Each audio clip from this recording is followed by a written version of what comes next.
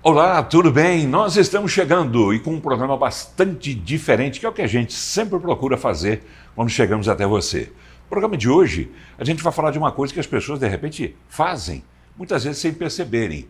Você, por exemplo, está assistindo a gente nesse momento. Você se considera um colecionador? Você costuma juntar coisas, mas mais do que juntar coisas, você costuma catalogar, especificar, dividir, fazer aquela seleção toda própria de digamos que um amigo me chamava assim, de bibliotecário neurótico. Bibliotecário já é uma coisa organizada, neurótico nem se fala. Você tem essa organização toda ou guarda coisas apenas por prazer, apenas por dizer que você tem aquilo e curte aquilo?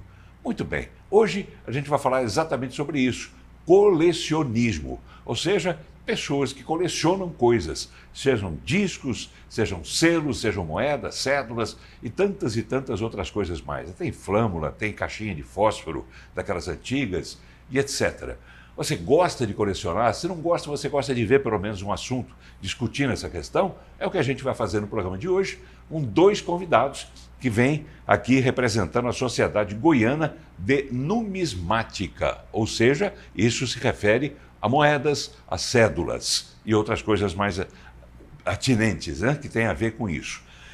Por quê? Porque vai acontecer agora, neste mês de maio, nos dias 15 e 16, vai acontecer o 17º Encontro Nacional de Colecionadores. E você vai ter oportunidade de indo lá, nesse local da exposição, no Hotel Holiday Inn, você vai ver muita coisa interessante como essas que a gente vai mostrar no programa de hoje. Para falar sobre isso, estamos recebendo dois representantes dessa SGN. Começa apresentando o vice-presidente, que é o Humberto Arcanjo.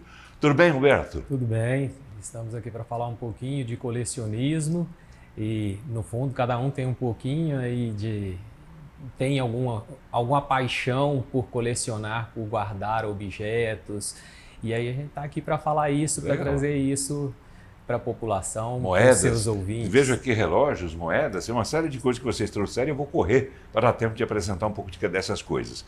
Também está aqui o diretor de comunicação da Sociedade Goiana de Numismática, que é o Plínio Pierre. Tudo bem, Plínio? Olá, Paulo, tudo ótimo, prazer estar com você, um prazer estar com a audiência, né, e trazendo um pouquinho dessa paixão que nós temos aí pelo colecionismo. Sim, as pessoas têm, muitas vezes até inconscientemente. Você ficou interessado no assunto? Então aguarde que a gente vai rodar só a vinheta, uma coisinha rápida, e a gente já volta. Fique ligado.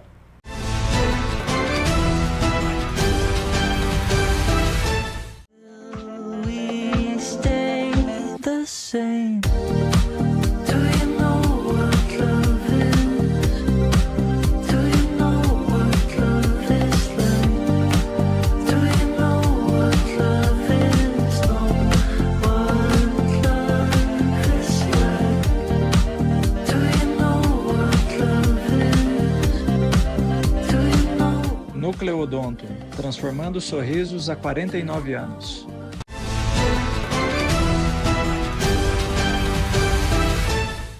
Muito bem, já estamos voltando. O programa de hoje a gente vai falar sobre colecionismo, colecionadores, pessoas que guardam coisas, colecionam coisas, ainda que não seja daquela forma ideal, digamos assim, seguindo certos protocolos, você tem que catalogar, identificar, etc, etc.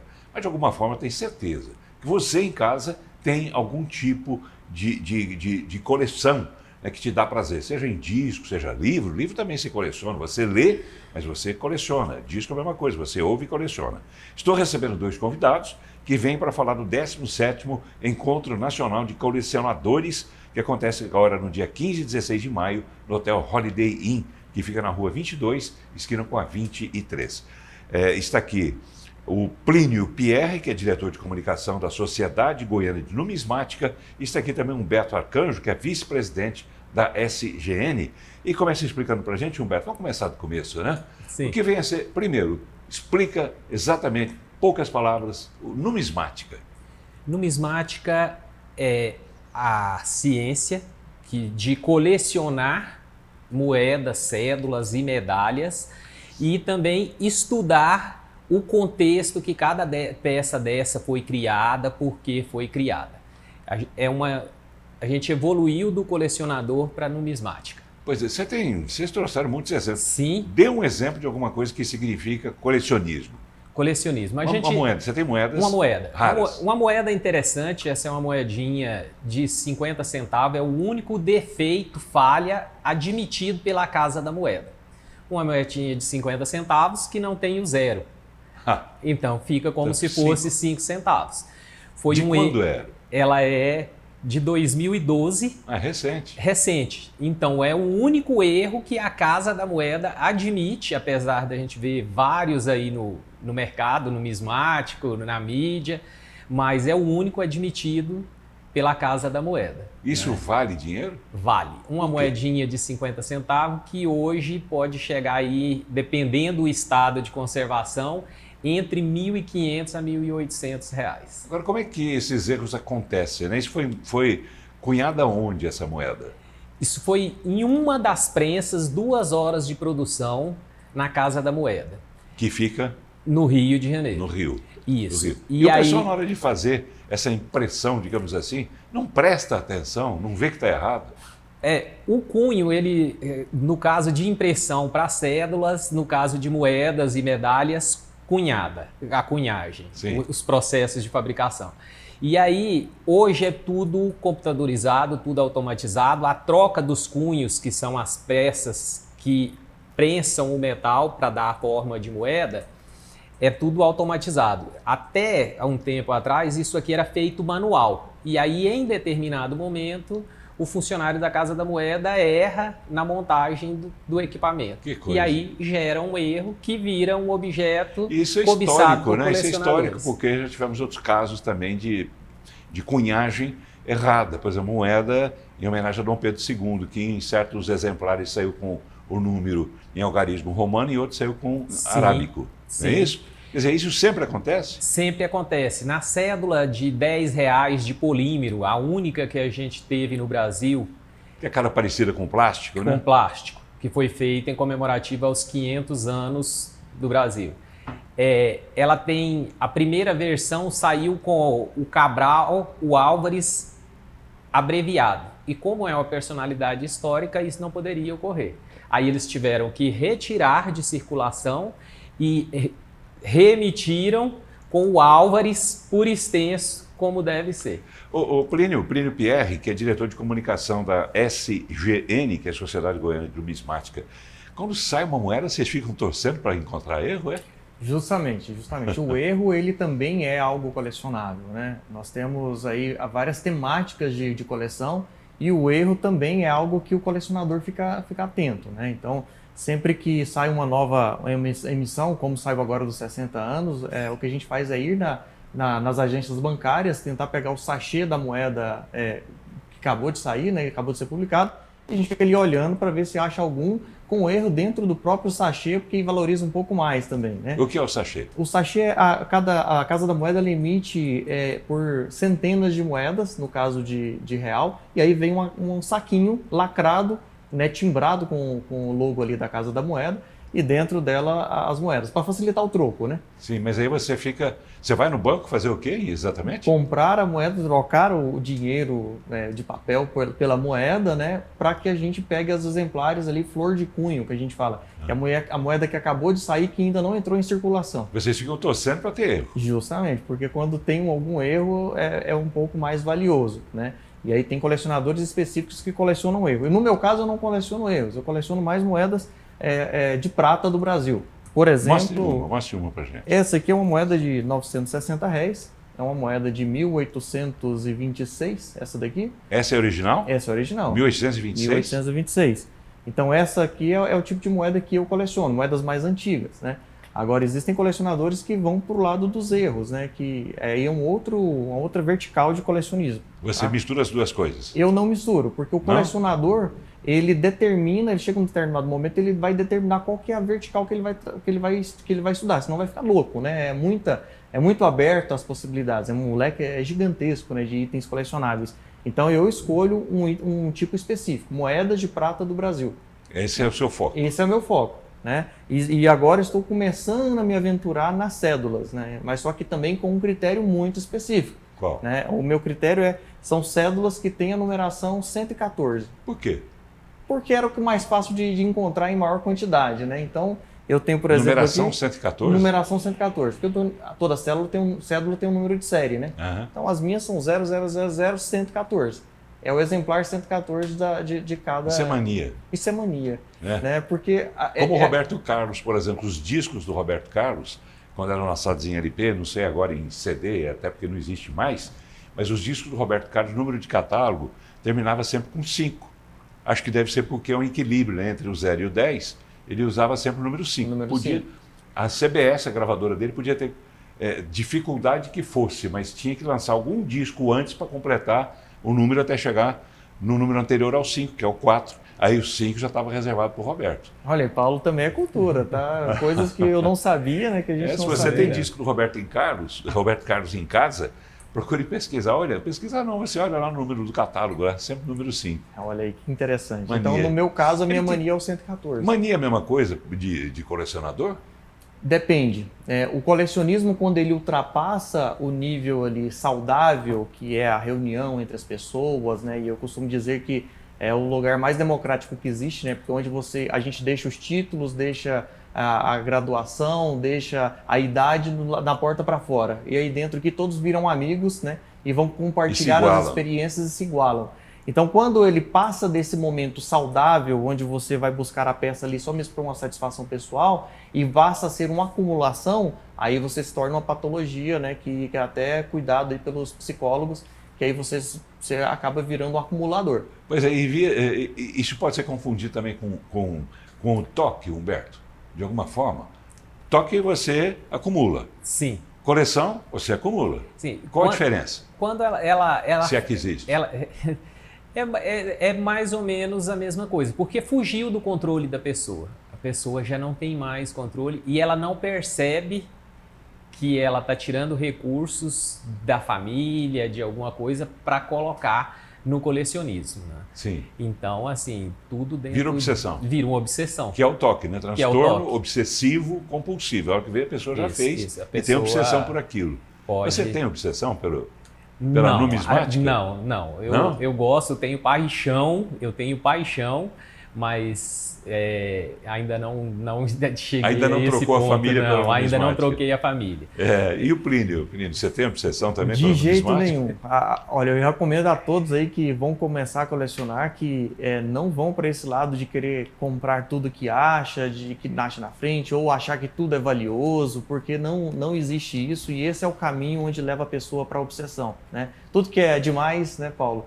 Água demais mata a planta, né? Mata a planta, né? Não pode ir para esse lado. Então, vai até o ponto do que é saudável. Vamos ver. Você trouxe aqui uma coleção de relógios. Isso mesmo. Dá para mostrar aqui? Vamos Essa ver. daqui é uma coleção... Ainda que é a distância, mas dá para você uma mostrar coleção e de falar. relógios aí que também diversificando um pouco da numismática, né? Relógios aí que, no meu caso também, eu busco exemplares mais antigos, né? Por exemplo, Qual o mais antigo desses aí? o mais antigo, provavelmente esse daqui, que está no meu pulso. Que né? é ele? Qual a marca? Esse aqui é um Oriente, só que é um Oriente... Oriento. Oriento, né? Hã? É um Oriente, Como isso. é? Eu antigamente falava Oriento, né? É Oriento. Só que o diferencial dele é que ele é um Oriente de 1974 e ele é o primeiro relógio touch do mundo, né? Então ele tem um LED e que ele é acionado quando você encosta na caixa. Então tá explicado, é japonês. É japonês. O japonês né? saiu na frente também Isso nessa mesmo. área. Então hoje o pessoal fala, eu tenho um relógio touch, né? Meu celular é touch, mas o touch nasceu em 74 com um relógio da Oriente. Os orientais sempre na frente, né? Isso Sempre aí. na frente. Isso vale quanto? Um relógio desse como você está usando? Esse aqui é em torno de R$ 1.200 a R$ 1.500. Pouco, né? É pouco. É pouco, mas por quê? Porque você não é muito difundido, né? Então, quando há muita procura por esse tipo de item, aí você tem um valor aí, pela escassez dele, o valor dele vai aumentar, né? O que mais vai ter? Vamos falar um pouco dessa exposição, a gente vai depois mostrando rapidamente os exemplares que vocês trouxeram, mas vai acontecer o 17º Encontro Nacional de Colecionadores, dia 15 e 16 de maio, ali no Holiday Inn, que é um hotel, não é isso? Isso mesmo. Que fica na Rua 22, esquina com a Rua 23. Primeiro, objetivo desse evento. O objetivo é congregar todas as pessoas, né, que têm algum interesse por colecionismo e também os colecionadores, para que vocês possam ir lá conhecer outros itens, conhecer pessoas do Brasil inteiro que estarão lá expondo as suas coleções, né? e trocar experiências e realmente trazer mais pessoas para o colecionismo.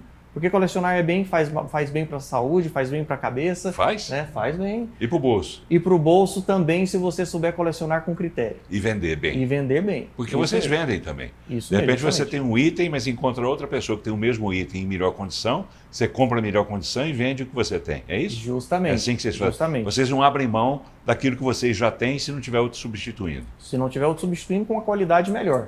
Né? Então a ideia é sempre isso, oxigenando a coleção com itens melhores. Humberto, conta pra gente, as pessoas que queiram participar ou simplesmente assistir, como é que devem fazer? O evento é aberto ao público de um modo geral, as pessoas podem chegar, só vai ter um registro na entrada, que é que a gente cataloga as pessoas para saber quantas pessoas compareceram, a origem das pessoas, tipo de coleção. Mas então, crianças, adultos, pessoas de mais idade, Bebê de colo. independente de tudo, de poder aquisitivo, Sim. vai ter objetos de centavos até peças raras. Então as pessoas podem ir apreciar o que está sendo exposto. A gente vai ter algumas exposições, certo? Vai ter comercialização, as pessoas podem vender, comprar, tudo isso no evento. É aberto ao público de um modo geral. Mas não tem apenas isso nesse evento, né? Esse evento acontece sexta e sábado, é isso? Sexta e sábado, de 9 às 18 horas. Vai ter palestra, vai ter Vai outras ter coisas palestra, vai ter exposição. Então a gente vai ter muitas atividades aí culturais que vão poder agregar conhecimento para as pessoas. Essas palestras serão sobre o quê? Sobre numismática, sobre colecionismo. A gente vai ter uma historiadora que vai fazer uma palestra sobre história de Goiás. Então a gente vai ter muitas atividades. Vamos pegar esse gancho do História de Goiás. O que é que vocês têm aí que remetem à história de Goiás para mostrar para a gente? História de Goiás, vamos lá. Nós temos esse evento, Aliás, antes que você entre na coisa toda, é bom lembrar que Goiás tinha uma cunhagem de moedas, né? Justamente. Como é que foi Justamente. isso? Goiás teve uma casa da moeda aqui, né? É um dos poucos estados que ainda tem, inclusive, o prédio preservado, né? Hoje ela é a Procuradoria, né, do É o Ministério Estado, Público, Ministério né? Público, isso. Ministério Público lá em Goiás e é o local onde foi a casa de moeda de Goiás. Teve, inclusive, moedas que foram emitidas em Goiás, né? Os 75 réis, 40 réis, 20 réis. E para comemorar os 300 anos, né, de Buenolândia, né, que era o arraial lá da Barra, né, quando o Bartolomeu Bueno chegou lá, né, nós estamos lançando uma cédula, inclusive comemorativa, né, nesse evento, de 300 anos. Né? Então muitos falam assim, não, mas... Cédula seria o quê? Uma espécie de dinheiro? Isso, é uma espécie de dinheiro ficcional. É em polímero também, não? Essa aqui não é em polímero, ela é em papel, né, é um papel especial. Né? Que não é o papel moeda. Não é o papel moeda, porque o papel moeda você tem controle, né, da Casa da Moeda para aquisição. Mas ele é um papel muito próximo do papel moeda, inclusive tem os filigramas e tudo. Mas aí a gente coloca no folder para marcar esses 300 anos aí do arraial. Isso vai ser vendido? Da Barra. Será vendido. Quanto né? custa um desse? Muito barato. Acho que R$30. R$30 com o encarte. Com o encarte. Com o encarte. Isso. E o objetivo é... E atrás tem uma pequena história? Tem uma história, isso mesmo. Falando aqui do arraial, né, que está lá, que foi na junção dos Rio Bugre e o Rio Vermelho, onde foi o primeiro assentamento em Goiás, que depois foi para a cidade de Goiás. Ali, Buenolândia? Buenolândia. Olha só. É um município daqui de Goiás. Está lá até hoje. Está lá até hoje, inclusive foi em 2026, 2024, se não me engano, 23 foi 2023, né? Ele foi colocado como um patrimônio do estado de Goiás, né? Então tem um marco lá zero de onde surgiu o estado de Goiás. E essa Casa da Moeda que funcionava lá na cidade de Goiás, né? Na antiga Vila Boa, funcionou de quando a quando? Olha, acho que foi 1837, né? 32, eu tenho até uma data, mas esse aí você me pegou. Ela é um período ali muito curto, mas... Foi nos vamos 1800 e alguma coisa. 1827. Vamos no evento, que lá você vai ter toda essa história lá, que você vai... O que mais que vai ter nesse evento aí? Quem é que conta pra gente? O Plínio ou o Humberto? Vamos lá. Humberto, tem algumas coisas interessantes. Isso aqui, são as chamadas cartinhas de Pokémon. Olha. Uma febre que começou no Japão, foi para os Estados Unidos. Isso, só dá uma viradinha nela para mostrar E para a aí, câmera. e hoje, Pega uma delas só para não ter confusão de imagem entre uma e isso, outra. vamos pegar uma cartinha. Eu certo? confesso meu absoluto desconhecimento. O que é isso? É um jogo. Ah, Essa carta ela tem uma numeração e aí ela tem um peso, e esse peso pode dar força, pode dar energia, e joga num jogo eletrônico utilizando os dados, as informações que tem na cartinha. isso existe ainda hoje? Isso esse jogo? existe hoje e é uma febre mundial. A gente tem colecionadores na Ásia, nos Estados Unidos, tem empresas certificadoras que pegam as cartinhas, certificam para agregar um valor a essas cartinhas.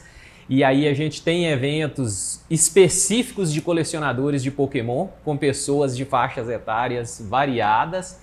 E aí as pessoas compram essas cartinhas e ficam atrás das cartinhas especiais, de edições especiais Como dessas antigamente cartinhas. tinha os álbuns de figurinha, né? Isso. Que eu tenho aqui também. Então, nós temos os álbuns de figurinha, agora a gente entra no álbum da Copa aí, que é a emoção do colecionismo aí no momento, aí todo mundo ansioso para que venha a comercialização dos álbuns, e vai ser um álbum diferente, porque com o aumento de seleções, o álbum vai ficar muito mais grosso, muito mais parrudo, né? É editora Panini, não é isso? Panini. Panini. Panini. Editora Panini. Um fato interessante sobre essas cartinhas, Paulo, o pessoal acha que é coisa de criança, mas em fevereiro deste ano foi vendida num leilão por 16 milhões de dólares. O quê? 16 milhões de dólares uma cartinha. Você tem ela para me dar? Não tem. Se tivesse, ela não estaria. 16 milhões de dólares, ou seja, isso 80 mesmo. milhões Isso mesmo. de reais. O Thiago Nigro, aquele influenciador lá das finanças, comprou uma no final do ano passado por 3 milhões e 600 reais. Que é isso? É Então, coisa de colecionador. isso né? atinge, não é só a meninada, não. Quer dizer, Não, todo Não, mundo. não. Isso aqui- existe desde quando, essa febre? 96. Então, Acho que quem não. já comprava em 96, hoje deve estar com 50, 40 e tantos, 50 anos, e continua mesmo. com certeza com essa coisa, né? Isso. A gente leva isso, né? Leva isso. Para a vida inteira. O colecionismo hoje, igual na sociedade goiana, a gente tem as nossas reuniões e aí você vê crianças, mulheres participando, pessoas mais velhas. Então, assim, ele está bem difundido entre as faixas etárias, poder aquisitivos, nível cultural das pessoas, tá bem disseminado aí. Eu E gostaria esse de falar de uma colecionismo pessoa diverso. que faz parte do grupo de vocês também, que é o Eliezer. Quem Isso. fala sobre ele? O Eliezer, Eliezer, essa é a Eliezer ou pronúncia. Eliezer, Ele dá liberdade para isso. Ele é o presidente. Ele é o presidente atual da Sociedade Goiana de Numismática, né? Ele começou a colecionar por causa do filho. O filho começou a juntar algumas moedinhas ali diferentes das Olimpíadas. Ele perguntou o que era aquilo, né? E por que você está guardando essas moedas? Não, porque elas são diferentes. E aí ele começou a pesquisar sobre isso, né? E começou então a iniciar no meio do colecionismo, né? Quer dizer, se ele já tinha filho, não foi então desde menino que ele Não, começou a não paixão foi. pelo Mas colecionismo. ele tinha, depois ele foi resgatar, né, com a mãe dele, ele tinha coleções antigas de figurinhas também, Figurinha. que ele já tinha até esquecido, né? Mas isso vem lá de trás também. E a gente leva isso. Falar do meu caso, eu tenho aqui ao lado, aqui numa sala ao lado, eu tenho álbuns de figurinhas de futebol, que era da Balas Equipe. Vocês não vão saber isso nunca, dos anos 50, dos anos 60. Tem aí? Tem algo aqui interessante, balas Pois é. Guanabara, Guanabara, cédulas Essa eu comemorativas tenho, das balas Guanabara. eu tinha da Balas Equipe, né? Você comprava as figurinhas, tinha figurinha carimbada, né? Que valia mais, figurinha repetida, aquelas mais fáceis de sair. E você ia para as portas do cinema na época, aos domingos tinha a tal da sessão matinê, 10 horas da manhã, que exibia desenho, depois um filme, aliás, um desenho, um seriado que tinha, por exemplo, Minhoca, Rainha da Selva, tinha o Batman, tinha o Super-Homem. Isso de 1948, essas séries, 49, 50. E aí, por último, tinha um filme que normalmente era de Bang Bang, então tinha o Zorro, tinha essas coisas. E antes e depois dos filmes, você se sentava na entrada do cinema ali para jogar, como se dizer, abafo. O bafo. Abafo. Isso Né? mesmo. Você virava ali com a mão, né? Você batia a mão e o que virasse era seu. Né? Exatamente. Algumas coisas que eu vivia assim. E tem muita coisa. Naquela época, os grandes filmes épicos, como por exemplo Ben-Hur, El Cid, e etc., também tinham a sua tiragem em figurinhas. E você montava, está tudo aqui também. Essas coisas. Bom, vamos falar das que vocês têm que podem ser vistas. Olha, a gente tem aqui, ó, cédulas particulares, que a gente tem de políticas, tem tudo isso daqui. Bala Guanabara, década de 50. Olha aí, a Guanabara. Balas Guanabara. A Guanabara. E aí a gente tem outras Mas cédulas. isso, para ficar bem claro, é o quê? É cédula de dinheiro? Claro que não. Não, fazia como um bônus. Muitas das vezes as empresas fazem como um bônus que o consumidor consumia, guardava essas cédulas, poderia trocar isso em produto, em um bônus futuro É aí. um tipo de dinheiro. E né? aí acabou tornando-se objeto de colecionismo. Assim como a gente tem outras coisas, como a gente tem aqui, ó, algumas interessantes. Essa cédula aqui, ó, com a imagem de Juscelino Kubitschek, da inauguração de Brasília. Era uma cédula política que foi feita como um panfleto para aquele momento ali da inauguração.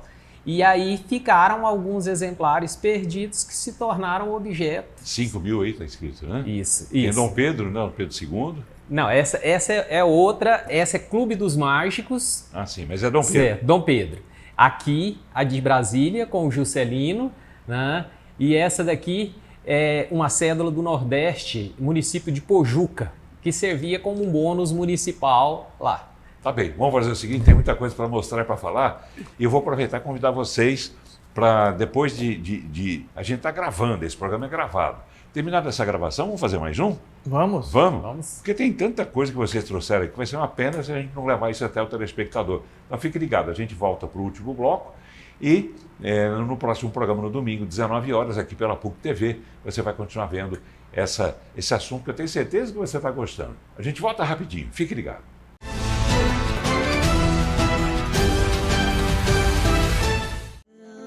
We stay the same. Do you know what love is?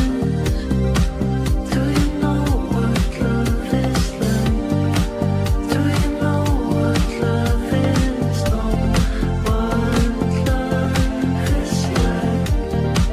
Do you know what love is? Do you know? Núcleo Odonto, transformando sorrisos há 49 anos.